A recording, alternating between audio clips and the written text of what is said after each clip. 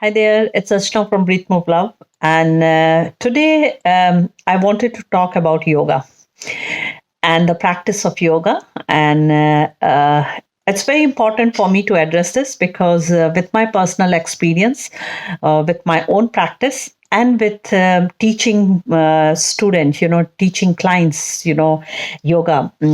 So it's with any teacher, this happened that there are people who would stick with you, people who would not stick with you.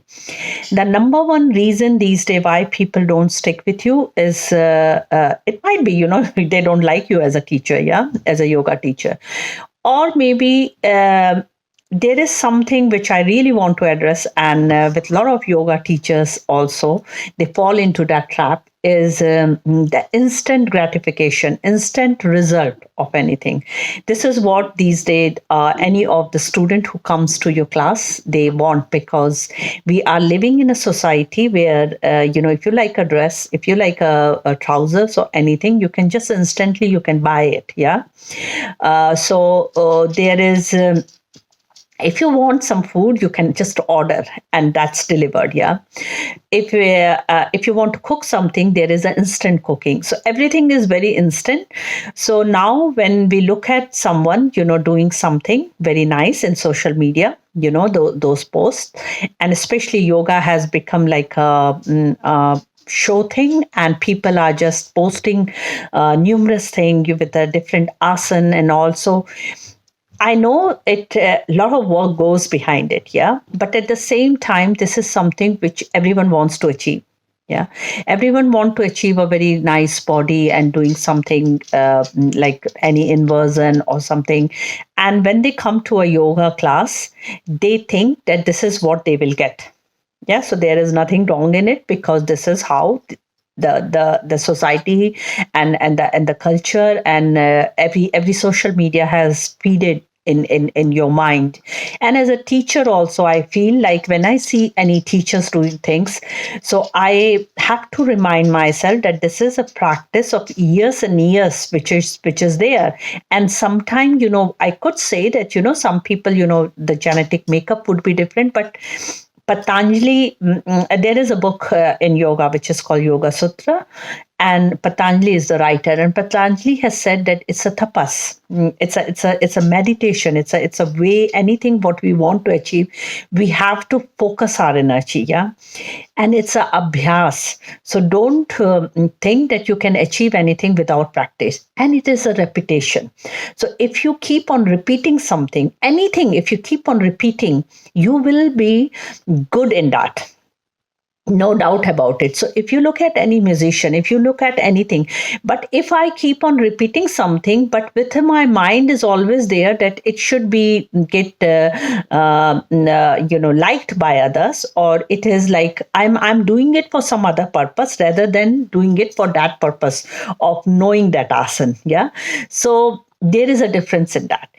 Why there is a difference? When we focus our energy into something which you really want to achieve, yeah, which you really is, your mind, body and soul is into that asana. Yeah, so you start dreaming about it, but you are not bothered about anything other than that. Yeah, so you're not bothered about how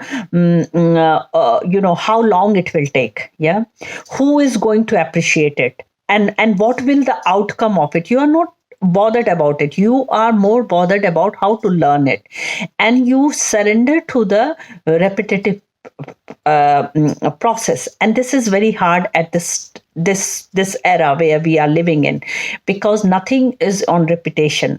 So everything, all the relationship also, you would see, keep on changing. People change their friends, people change their partners, people, everything is something where we feel discomfort, we change it. Yeah, so we really love our comfort zone.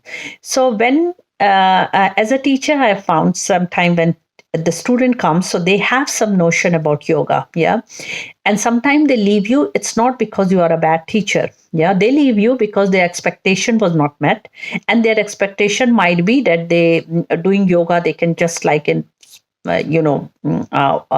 just in 1 month they can do all the flips and everything, all the cool asana.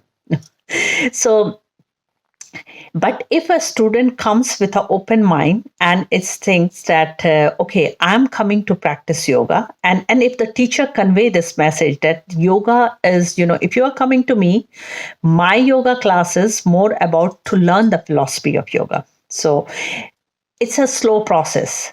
My You would find in my yoga class I do a lot of repetition, so it's a repetition. Yeah, it's a abhyas. So it's a tapas. It's like a meditative thing where you are doing the movement with a meditation, where you are really looking into your body, just not the physical body, but you are seeing what, when I do warrior 2 or warrior 1 or any asana, what does it integrate, what, how I am feeling, where is my thigh. So when we understand yoga in that way, we will not rush the process. We will find discomfort because we will be disappointed and frustrated by our practice, because when I started learning handstand, so I got frustrated a lot of time. But my excuse of not learning handstand was, and when we don't want to stick with something, we find excuse. Yeah, so my excuse was like, I've never done anything upside down, and at this age, am I foolish to do this? Then the second thing was, I don't have a background of athletic background, so I don't have that. So maybe that's why I'm not good at it. Yeah. So there was mind would keep on talking to you, would chatter. So how would you stop that? You can only stop by showing up. Nothing else. You have to stick with the teacher. You have to stick with the person. Yeah.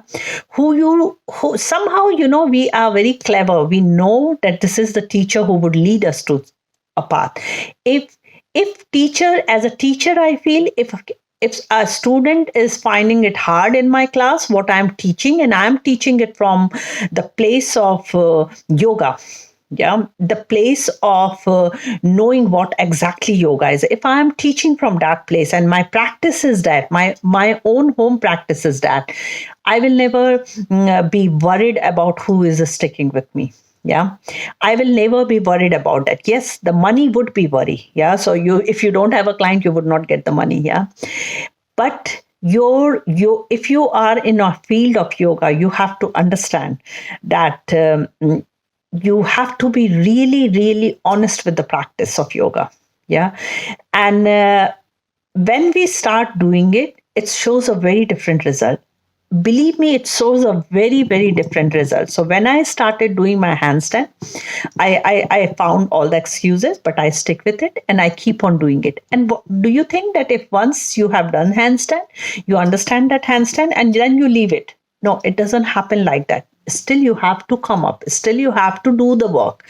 Yeah, so you keep on doing the work. If you leave it for a long time, it's very hard to come back to that. But the thing is, if you have done it repetitively for years and years, it's easier for you to come back. Yeah, and now look at, just not on the physical side, now look at what it teaches you. On the philosophy side, it teaches you to be patient. Yeah, it teaches you to be disciplined. It teaches you to take the failure. Yeah, it teaches you to take the disappointment. It teaches you to be discomfort. Yeah, and find the comfort in your discomfort. Yeah, it teaches you to be adventurous. It teaches you to love at this moment, whatever you are doing, love at this moment. So my makeup was that when I started handstand, that I just thought that maybe I will never do handstand. Yeah. But that would teach me to recruit the muscles which is needed for that. That would teach me, I would appreciate people who are doing it. Yeah. Because I would know that they all must have gone through all the same process, maybe less or more, but they must have gone through. So I have more appreciation for people who are doing it. Yeah. And at the same time, this gave me lot of inner strength. Like I trusted my coach, who was teaching me. I trusted my own growth. I trusted my own practice. Yeah, and still at this stage, because this was from a calisthenic coach, but it's about yoga. I wanted to master those things, not for anyone, just for myself. So still at this date, I am looking for teachers, yeah, who can bring more into that. So you one thing which I learned is you should never think that you know everything. Yeah, so it's like ongoing process of learning and growth. And when this happen, you are much more engaged into your life. Yeah, so this is when you look at the philosophy, so you are much more engaged into the life. You know when to surrender, you know when to let go. Yeah, and you know when to rest also, so that is also very important. And it's like when we see someone doing something very nice, so most of the people, they would say that okay, they might have background from gymnastic or from ballet or something, so that is why they can do it. They are more flexible, they are more, they are coming from a family where everyone was doing yoga, so we have a lot of stories behind it. Yeah, but we forget that anyone who has been doing these things has been practicing it. Yeah, and has been totally honest with themselves. So this is just about the asana which I'm talking. But if the person has mastered the asana but has not mastered their when you are upside down, it's just not you have to recruit the right muscles and to be there into that position. You have to be very focused. Your focus is like Arjun. So if you know Mahabharat, in Mahabharat, when Arjun went to marry Draupadi, so Draupadi said that you have to seeing into the water down below. There is there was a fish up, and sorry, there was a fish in the water, and he has to, there was just the reflection of that, and he has to put the arrow on the fish eye. So his focus was there. Yeah, so his focus was that. So you really need to know that the focus is when you are upside down, you have to have know all the thing, and this can only come with when we do repetition. So our focus, naturally our mind, we train our mind to go into that position. Yeah, and engage our fingers, engage our abs, the glutes and everything. So whatever is needed is there in that position. So same thing with any practices. If you really think, this is a teacher, maybe you find it, but keep showing up in their classes, keep showing up, and you would slowly see that if a teacher is dedicated, if teacher really knows what yoga is, she would pull you to the place where you really need to go.